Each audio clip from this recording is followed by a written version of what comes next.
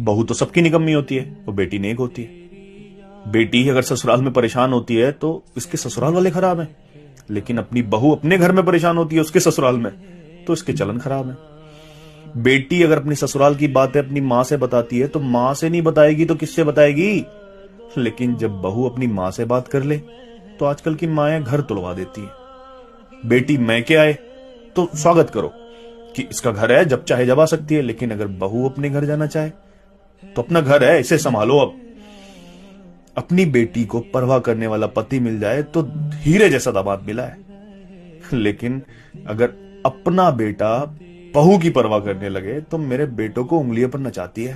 बेटी जब प्रेग्नेंट होती है कोई काम मत करना, चाहे काम हो या ना हो, और बहुत है करने वाले।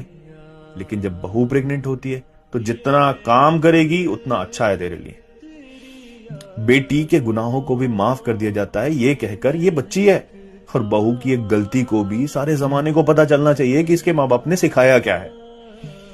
बेटी घर की रहमत होती है और बहू बोझ।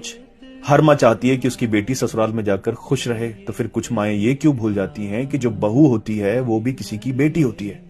और फिर बेटी तो बेटी होती है, वो चाहे अपनी हो या पराई। तो अगर आप अपनी बेटी को किसी के घर रोता हुआ नहीं देख सकते तो दूसरों की बेटी को क्यों आंसुओं से रुलाते हैं।